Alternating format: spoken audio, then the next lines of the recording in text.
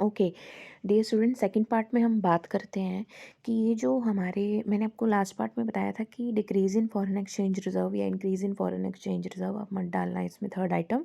और second item के two parts थे, foreign direct investment and portfolio investment. वो मैंने आपको एक्सप्लेन कर दी थी।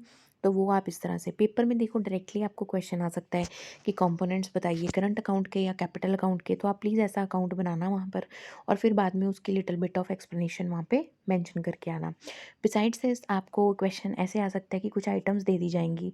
मान लो इस स्टेटमेंट के अंदर मैंने लिखा लैंडिंग के बारे में, इस स्टेटमेंट के बारे में मैंने पोर्टफोलियो इन्वेस्टमेंट के बारे में, हो रही है, ले रहे हैं या दे रहे हैं।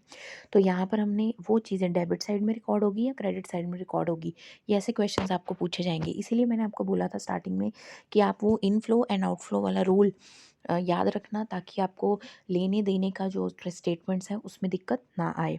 तो कैपिटल अकाउंट का पॉजिटिव बैलेंस कब होगा बेटा? इसका पॉजिटिव बैलेंस तब होगा जब आपकी रिसीट्स ज़्यादा होंगी और पेमेंट कम होगी, बिल्कुल वैसे ही जैसे पिछला केस किया।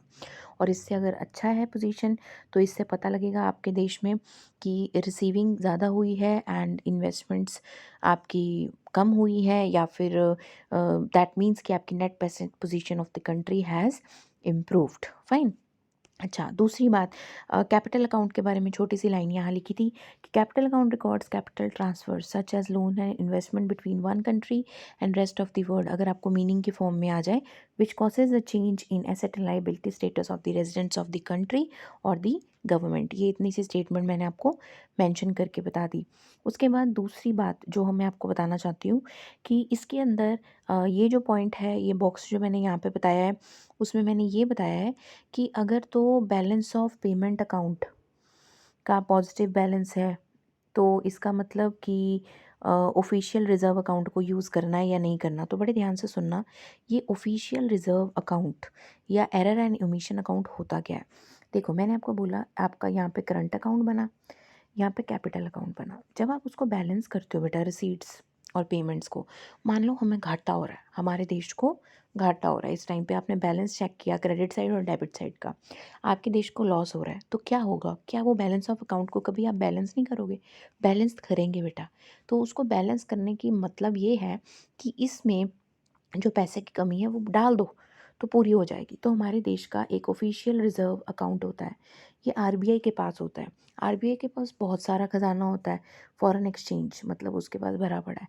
तो वहाँ से कुछ पैसे निकाल के हम इसमें डाल देते हैं, सो दैट इसके बीच में कोई जो बैलेंस नहीं हो पा रहा वो हो जाए। अब सपोज़ करो कि हम लोग सरप्लस में चल रहे हैं, हमारा क्रेडिट बैलेंस और डेबिट बैलेंस मुनाफे में जा रहा है, दोनों को कंपेयर करने पे पता लग रहा है। तो मैं क्या करूँगी, जो सरप्लस अमाउंट होगी उसको ऑफिशियल रिज़र्व अकाउंट में ट्रांसफ़र कर दूँगी। तो इस वे में ऑफिशियल रिज़र्व अकाउंट बैलेंसिंग के लिए यूज़ किया जाता है, ठीक है। और बैलेंसिंग का यूज़ करने का मतलब क्या होता है कि दोनों खातों को एक दूसरे के बराबर करने के लिए हम यूज़ करते हैं।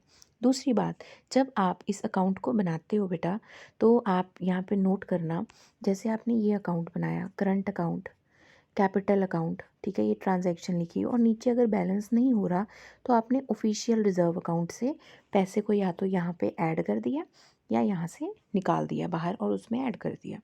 तो ये जो ट्रांजैक्शंस होती हैं, ऊपर वाली ट्रांजैक्शंस, जो ये सोचे बिना की गई कि देश को मुनाफा हो रहा है या नुकसान हो रहा है, वो तो बाद में पता लगा जब मैंने बैलेंस किया कि मुझे फ़ायदा हो रहा है या नुकसान हो रहा है। पर अगर कोई ऐसी ट्रांजैक्शंस हों जो करंट अकाउंट और कैपिटल अकाउंट में हम जितनी भी ट्रांजैक्शंस करते हैं, वो ये सोच के नहीं करते कि देश को फ़ायदा होगा या नुकसान होगा, हम सिर्फ ट्रांजैक्शंस करते हैं। तो ऐसी ट्रांजैक्शंस जो प्रॉफिट मोटिव के लिए की जाती हैं, ठीक है, प्रॉफिट मोटिव देख के हम करते हैं, उसको हम ऑटोनोमस ट्रांजैक्शंस कहते हैं। क्या कहते हैं? Autonomous transactions. और ऐसी आइटम्स जो हम इसको ठीक करने के लिए करते हैं, मतलब इस बैलेंस को ठीक करने के लिए करते हैं, उसको बोलते हैं अकोमोडेटिंग ट्रांजैक्शंस। क्या कहते हैं? Accommodating transactions. दोबारा सुनना, यहाँ पे लिखा है, वेरी वेरी इंपॉर्टेंट है, ये एग्जाम में मोस्ट एक्सपेक्टेड क्वेश्चन है। ऑटोनोमस एंड अकोमोडेटिंग आइटम्स, मैंने आपको बोला कि जो आइटम्स हम टेक प्लेस करते हैं फॉर अर्निंग प्रॉफिट, ठीक है, उसको हम ऑटोनोमस ट्रांजैक्शन कहते हैं। इसको हम अबव द लाइन आइटम कहते हैं। क्यों?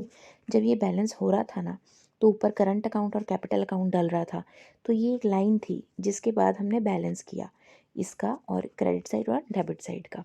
तो यहाँ पर जब अबव द लाइन आइटम्स मतलब इसके ऊपर जितनी ट्रांजैक्शन हो रही थी ये प्रॉफिट मोटिव के लिए हो रही थी, इसीलिए इसको ऑटोनोमस कहते हैं। ऑटोनोमस मतलब इंडिपेंडेंट, इंडिपेंडेंट मतलब जो किसी पर निर्भर नहीं करती, आज़ाद है, स्वतंत्र है, वो ट्रांजैक्शन हो ही जा रही हैं देश में। हाँ, ये ज़रूर है कि हर कोई अपना मुनाफा देखता है, कोई नुकसान नहीं देखता है, इसीलिए इसको प्रॉफिट मेकिंग के लिए कहा जाता है। और दूसरी बात, हम क्या करते हैं, अकोमोडेटिंग आइटम्स को लेते हैं। अकोमोडेटिंग आइटम्स ऐसी जो प्रॉफिट मोटिव के लिए नहीं की जाती, वो डेफिसिट को कवर करने के लिए की जाती हैं, ठीक है, या फिर सरप्लस को ठीक करने के लिए की जाती हैं।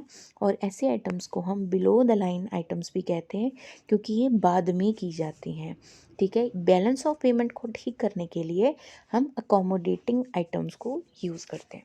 तो ये दो डिफरेंसेस आपको बताने बहुत ज़्यादा ज़रूरी थे, और इस वीडियो में आपने समझा कि ऑफिशियल रिजर्व अकाउंट क्या होते हैं और ऑटोनोमस एंड अकोमोडेटिंग आइटम्स क्या होती हैं। इसके बीच में डिफरेंस पेपर के अंदर पूछा जाता है। Thank you.